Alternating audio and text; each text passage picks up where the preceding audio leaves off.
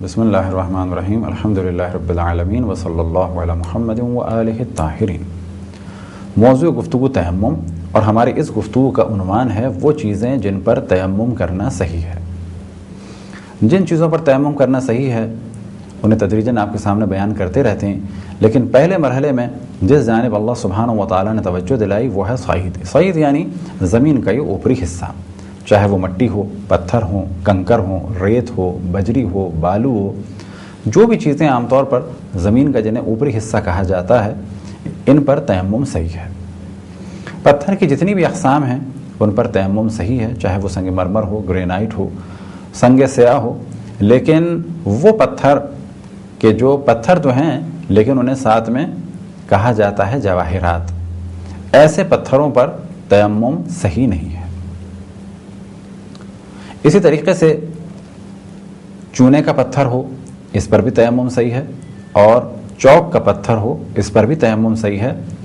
لیکن احتیاط یہ ہے کہ پکنے سے پہلے، یعنی اگر یہ پکے ہوئے ہوں تو ان پر تیمم نہ کیا جائے۔ اسی طرح سے سیمنٹ بھی پکنے کے بعد، لیکن جو سیمنٹ بنانے کے پتھر ہیں جتنے بھی اقسام کے، اگر وہ را میٹیریل کی صورت میں ہیں تو ان پر تیمم صحیح ہے، لیکن اگر وہ سیمنٹ بن گئے کیونکہ وہ پک کے بنے ہیں یا سیمنٹ کا فرش بن گیا تو ان پر تیمم صحیح نہیں ہے۔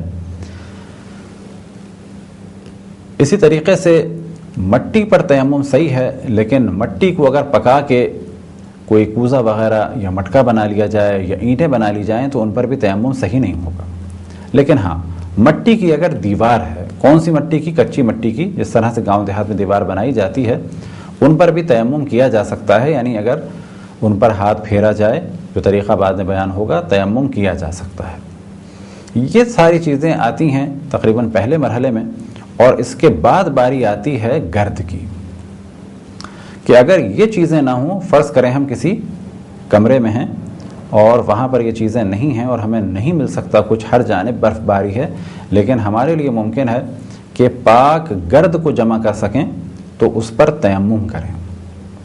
لیکن اگر کسی پاک قالین میں سے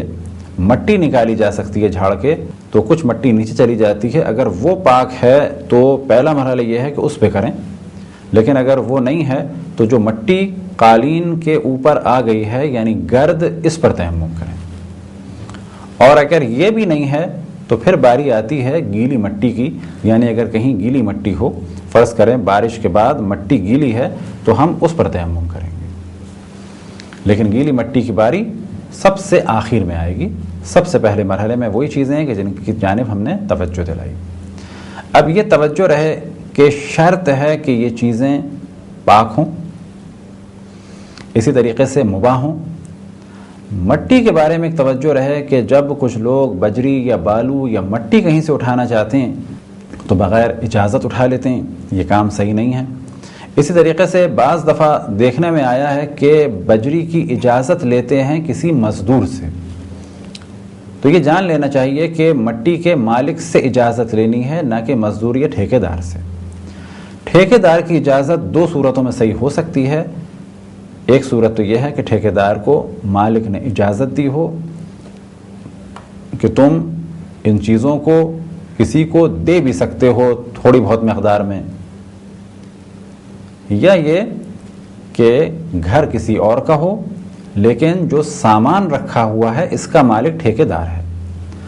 کیونکہ گھر کی کنسٹرکشن بھی دو طریقے سے عام طور پہ ہوتی ہے۔ ان میں سے ایک طریقہ یہ ہے کہ سامان ہمارا ہے اور ٹھیکیدار کام کی ٹھیکیداری کر رہا ہے، یعنی وہ کام کروا رہا ہے۔ دوسرا طریقہ یہ ہے کہ گھر ہمارا ہے اور ہم نے گھر کس قسم کا بنے یہ ٹھیکیدار کو بتا دیا ہے، میٹیریل ٹھیکیدار کا ہے، تو ایسی صورت میں جو مال لگ جائے گا وہ ہمارا ہوگا، لیکن جو را میٹیریل ہے وہ ٹھیکیدار کا ہے۔ تو اگر وہ مال ٹھیکیدار کا ہے یعنی کانٹریکٹر کا ہے تو اس سے اجازت لینا صحیح ہے، لیکن اگر وہ مال مالک کا ہے تو پھر مالک کی اجازت ہوگی، یا یہ کہ ٹھیکیدار کی اجازت صحیح ہوگی بشرط یہ کہ مالک نے اس کو اجازت دے دی ہو،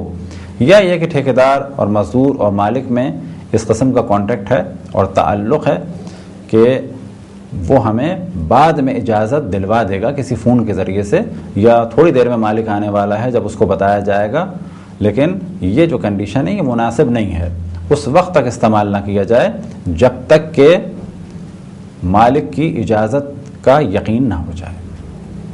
اسی طریقے سے اگر مٹی ہے تو اس میں بھوسا یا کوئی اور چیز اتنی ملی ہوئی نہ ہو کہ اب اسے مٹی نہ کہا جائے، اور جب ہاتھ مارا جائے مٹی پہ تو یہ نہ کہا جائے کہ یہ ہاتھ مٹی پہ پڑا بلکہ یہ ہاتھ بھوسے پہ پڑا۔ اگر اتنی مقدار میں بھوسا ملا ہوا ہے یا اتنی مقدار میں کوئی اور چیز ملی ہوئی ہے تو پھر تیمم صحیح نہیں ہوگا۔ اور اسی طرح سے جس جگہ پہ تیمم کیا جائے شرط یہ ہے کہ وہ جگہ غصبی نہ ہو، اور اگر تیمم کے بعد یہ پتہ چلے کہ یہ جگہ غصبی تھی لیکن اگر وہ جگہ ہم نے غصب کی تھی اور ہمیں یاد آیا ہے تو ایسی صورت میں تو احتیاط یہ ہے کہ یہ تیمم باطل ہے اور نماز دوبارہ پڑھی جائے۔ لیکن اگر یہ جگہ کسی اور نے غصب کی تھی اور ہمیں تیمم کے بعد پتہ چلا تو ہمارا تیمم صحیح ہوگا۔ لیکن اگر ہم کسی غصبی جگہ میں قید ہیں، فرض کریں کہ یہ گھر کہ جس جگہ پر ہم قید ہیں یہ غصبی گھر ہے لیکن ہم یہاں قید ہیں، تو ایسی صورت میں ہماری نماز اور غسل اور وضو یہاں پر صحیح ہوگا۔ لیکن اگر ہمارا اختیار ہے کسی اور جگہ جا سکیں، مثال کے طور پہ ہم کہیں قید ہیں، یہ جگہ غصبی ہے لیکن ہم دوسرے کمرے تک یا دوسرے فلیٹ تک جا سکتے ہیں، قید ہیں، دو فلیٹس کے درمیان محاصرے میں ہیں، تو جو غصبی جگہ ہے وہاں پر ان کاموں کو انجام نہیں دیں گے بلکہ ہم نماز اور غسل اور وضو کے لیے جائیں گے اس جگہ پہ کہ جو غصبی نہ ہو۔ لیکن اگر ایسی جگہ قید ہیں کہ جہاں سے ہم نکل بھی نہیں سکتے تو ایسی صورت میں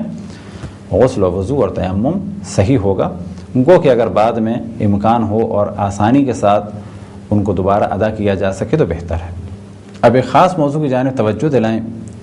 کہ باورچی خانے میں جو سلیب ہو یا جو گھروں میں سل استعمال ہوتا ہے اس پر بھی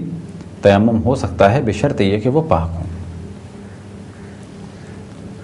لیکن ایک جانب توجہ رہے، کیونکہ عام طور پہ جو ہم مسائل بتا رہے ہیں وہ احتیاط کے مطابق بتا رہے ہیں، تو احتیاط یہ ہے کہ جس پتھر پر تیمم کیا جائے اس پہ کچھ گرد ہو، لہذا اگر کوئی پرووائڈ کر سکتا ہے مٹی تو وہ کوشش کرے کہ باورچی خانے کے سلیب پر یا کسی اور جگہ کے جہاں پر پاک ماربل وغیرہ لگا ہے اس پر تیمم نہ کرے۔ لیکن اگر مجبوری ہو، کوئی اور چیز نہ ہو تو اس پہ صحیح ہوگا، لیکن احتیاط یہ ہے کہ اس پہ نہ کیا جائے جب تک کہ اس پہ گرد نہ ہو۔ لہذا کچھ مراجع فرماتے ہیں کہ بہتر ہے کہ اس پہ گرد ہو، لیکن بعض مراجع فرماتے ہیں کہ بنا بر احتیاط واجب پتھر کے جس پر تیمم کیا جائے اس پر گرد ہونی چاہیے۔ بس احتیاط کی راہ یہ ہے کہ جس پتھر پر ہم تیمم کریں اس پر گرد ہو۔ مکروہ ہے تیمم کرنا کسی گڑھے والی جگہ سے اور روڈ کے آس پاس جو مٹی ہے گو کہ پاک ہو، لیکن اگر پاک ہے تیمم ہو جائے گا لیکن مکروہ ہے۔ اسی طرح سے سیم اور تھور والی جو زمین ہے کہ جو عام طور پہ نمکین ہوتی ہے اس پر بھی تیمم کرنا مکروہ ہے،